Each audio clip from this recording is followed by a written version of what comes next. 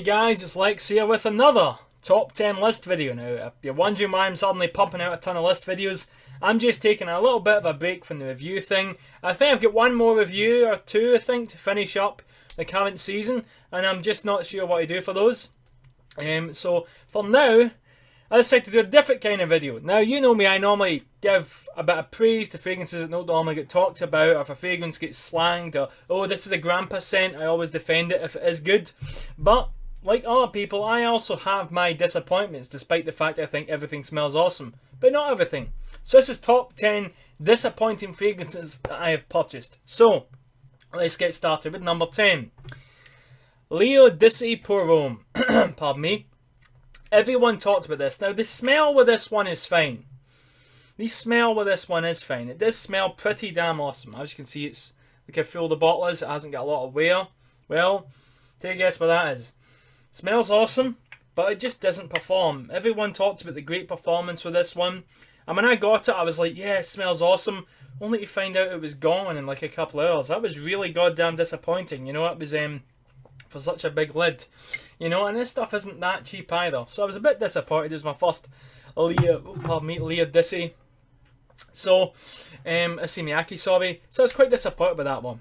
That's my number 10. Number 9, I know I'm going to get a lot of hate for this. Bleu De Chanel. Now this is the Parfum version. I don't mind this one as much. This smells more like what I wanted the original to be. Really isn't too bad. Quite good smell. Okay performance on me. But the way people talk about the original is, this is what the original should have been like. Everyone, when I was looking at reviews of it, there was an awful lot of noise downstairs. When I was looking at reviews of it, everyone was going on about it. It's always in everyone's list. Bleu De Chanel, Bleu De Chanel, Bleu De Chanel. I thought this is going to be fucking awesome. I love Sport, I love Homme, I love Antaeus, I love all the Chanels. This has got to be the bee's knees. And I picked it up, wasn't cheap, and I was like, is this it? Is this really it? Didn't have beast mode projection, that wasn't there. Didn't smell that good. It smelled like Chanel for kids. Fuck wearing a moustache with that shit. In fact, I think that was, someone mentioned doing a video on fragrances you wear if you shave your balls. Well, Bleu De Chanel will be number 1 in that list. It's my number 9. Everyone seems to love it, but meh. Number 8, no surprise here. I'm also going to state La Nuit de l'Homme is not on this list for originality purposes. We already know I don't like it. Why waste it on a list when something else can take its place that you may not have seen me talk about before? This is Invictus. Now, I know a lot of people hate it and go on about this, but the reason I hate it is because it could have been something real special. First of all, the bottle is fucking cheap and tacky. Look at 1 million. Now, bear in mind, this is Paco Rabanne. They brought out Paco Rabanne Pour Homme, 1 million, Black Excess, Lexi, Laphrodisiac, all these amazing scents, and then they go and fuck it up with this. I mean, really, it's not as if they didn't have enough money. They forked out a fortune. The ad campaign for this, you couldn't get enough of this. This was everywhere. Billboards, fucking every shop you went into, this was advertised left, right and centre. There was no adverts for Armani Code or any other good scents or Angel Men, no. This was plastered everywhere, and I had like 3 top perfumies. I think Olivier Paul's was involved in this as well. So it's not as if they skimped, but this was just meh. I mean, really, Paco Rabanne Pour Homme smells amazing. So what the fuck's this thing's problem? They could have done so much better with this, and they just got lazy and appealed to the kiddies. It looks terrible. It's really not that amazing, but the women love it. And I think it's a decent scent for wearing around the house, but the price tag of this thing, fuck me. I mean, come on. Black Excess, 1 million absolutely gold, or this fucking thing. Yeah. So, 10, 9, 8, 7, another one. Dolce Gabbana Pour Homme, another one people used to go on and on about, and also one of the reasons, this is one of the fragrances that really opened my eyes to reformulation. This is why, this was back, late 2013, early 14, I was still getting early at the reviewer game and fragrance game, and I picked this up, and I thought, reformulations aren't that big a deal, till I smelled this. The performance was fucking abysmal. And I looked at the original Italian one with the sticker, and I noticed a big difference in the sticker and stuff, and I learned that Procter & Gamble and them watering it down, blah blah blah, fragrance frustration was born. But this was a real disappointment. Smell was okay, but wasn't that amazing. I was expecting something really beastly that I could walk by the street and people would be like, oh, that's amazing, and my mother would compliment on it, and everyone would fucking notice this. No, it was just a waste of fucking money and time. Made in the UK? Made in the UK? I'd never had a fragrance made in the UK. I got a bottle of Cheruti for like 20 quid. 20 quid! And it was even made in France. So why the fuck what is the deal with this thing? Yeah. 10, 9, 8, 7, 6. I keep getting bloody confused. Ameer Al Oudh. Now, you know fine well that me and Latafa are best pals now, but we didn't used to be. I was sick of reading about this damn thing. 100 mils. I actually got this sent to me. I bought this when I was looking for Ragbag. I got this as well. And I'd read some reviews, and this seemed like the absolute bee's knees. People thought this was the greatest fucking thing ever made. And you'd think it too. Look at the bottle design. It looks awesome. My god, this thing smells like a fucking band-aid. This thing, I mean, I can understand it's Arabian, it might smell like that. But really, it just doesn't smell that good. And everyone, even our reviewers are like, oh, this is the top-notch thing. This really doesn't smell that amazing. I'm like, it's okay, I guess. Okay, doesn't warrant all the amazing reviews that people see it. People talk about this like it was made by the hands of God himself. That's total horse shit. Lay off the cocaine. Next, we have number 5. Silver Scent by Jacques Bogart. Now, I'm going to warn you, there's quite a few Bogarts in this. Silver Scent by Jacques Bogart. Now, this one isn't really number 1 that high up, because I understand it was the first time diving into the Silver Scent range. So, obviously, there's going to be some improvement. They're just sort of dipping their feet in the water. You know, fair enough. But everyone talks about this being super nuclear. Even Fragrance Apprentice mentioned it. A bunch of other people, this is the most nuclear thing they've ever worn. This smells very basic. It doesn't have the charm that the superior intense version has. It just feels really basic and unfinished. Performance really isn't even that amazing. It's Silver Scent Intense. I can spray this in one arm and Intense in the other, and I can smell Intense fucking 24 hours later. I can wake up and still smell it. This is gone. This stuff is nuclear. You shitting me? Maybe at one point, but this is far from fucking nuclear. Quite a disappointment. I was expecting a bomb. Next up, a house that I haven't given a lot of coverage, but I might have to. Maybe I think this one's up for a review. I'm not sure. This is Manseva's Aoud Cafe. Now, when I read this, looked at the bottle. Now, you know I love Montel. So, when I read about the whole Manseva Montel, not only was I confused as fuck, but I was also really damn interested. So, I saw this going fairly cheap on one of the fragrance groups a while back, and I snatched it up. And I was expecting, wow, this is going to be like an enhanced version of Intense Cafe or Amen Pure Coffee. What's this going to smell like?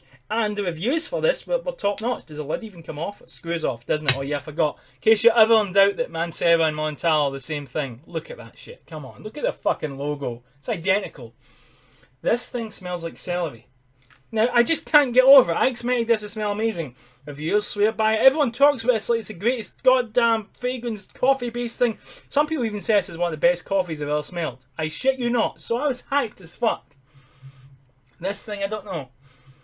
It's like if Ameer Al Oudh had a baby with like Ted Lapidus. What's that one? Black Gold Extreme. What's that one? Black Soul Imperial. Imagine this and Black Soul Imperial had a baby. This should be the result. And not in a good way. It smells like celery. I get that it's a sort of sour, bitter coffee in there. But that's really not what I was expecting. Aoud Cafe. I was expecting a lovely, warm, gourmandy. And the performance didn't even seem that amazing either. So again, another one that I'm probably going to get hate for. Now, I'd just like to mention that Dior and Fragrance Apprentice done this one, and they got death threats. If you're going to death threat someone over fragrance, go fuck yourself. Please send me death threats. I'll put them in the video. I'll watch that video at max volume, and I will masturbate to that shit. Film it, put it in Pornhub, and fucking retire from the money I'll make off it. Cunts. Anyway, this is Dior Parfum. Now, I know I've already got people in the comments, oh my god, it's a masterpiece. Put your dick away, calm the fuck down, smoke some weed, okay? Santa's coming this year. Calm down. Anyway, this one was 80 quid, and that's why I bought it. 80 quid, I thought this has got to be awesome. Man, Family Night Parfum is pretty awesome. This was just disappointing. Now, if I didn't own any Dior Homes, I would probably think this thing smells pretty badass. But I really don't see it. I don't need it. That's the thing. I really thought, oh, this is going to be the bee's knees. Yeah, it's pretty strong. I'll give you that. It's pretty damn strong. But smell-wise, it isn't blowing me away.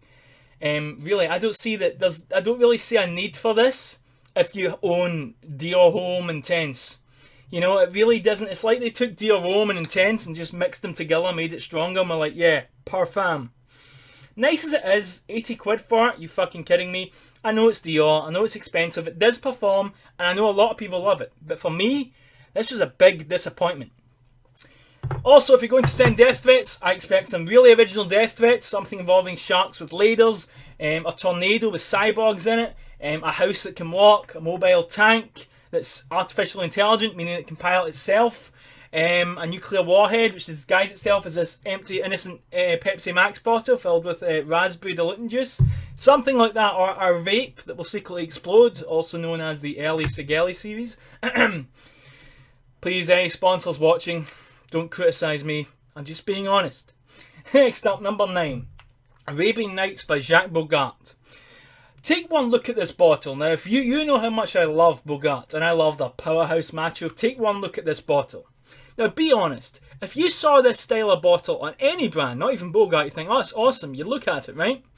It's almost got that black and gold Tom Ford thing going on. Now, when you see Jacques Bogart and you see the words Arabian Nights in that lovely black and gold bottle, let's face it, you're going to fucking piss yourself with excitement. That's exactly what I done. There were some mixed reviews in Fragrantica, like there are with any Bogart Lapidus scent really, and a lot of them have actually been bullshit. I've actually quite enjoyed them. This was such a disappointment. Now, performance is outstanding. It's one of the strongest scents I've ever tried. This thing is nuclear. This thing is absolutely nuclear. So, I was so excited when I got it, right? Then, I decided to spray it. So, I'm like,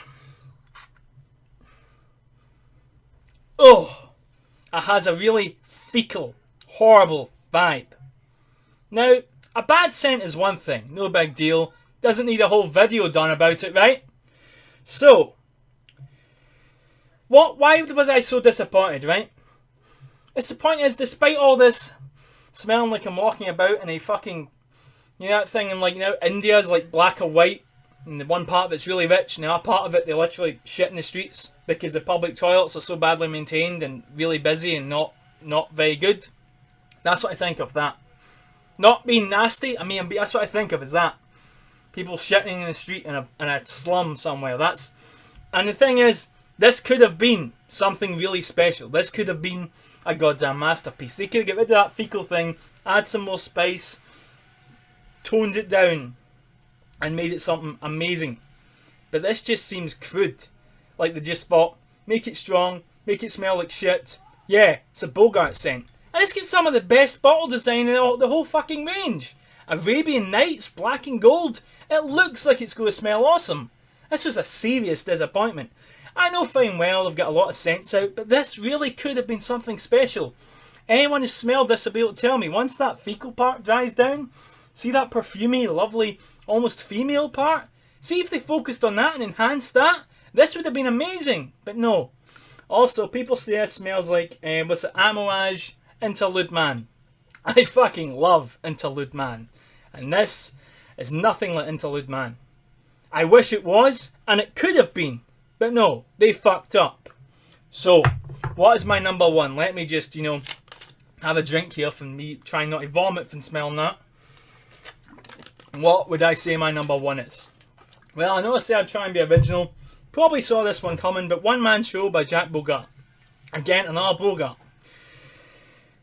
When you look at powerhouse scents, when I've read base notes, Fragrantica post, powerhouse, this is always goddamn mentioned. This in gold edition. One Man Show, One Man Show, One Man Show, One Man Show.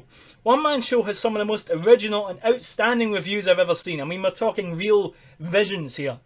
Real creativity written at these reviews. I'm talking 5 to 10 lines describing this.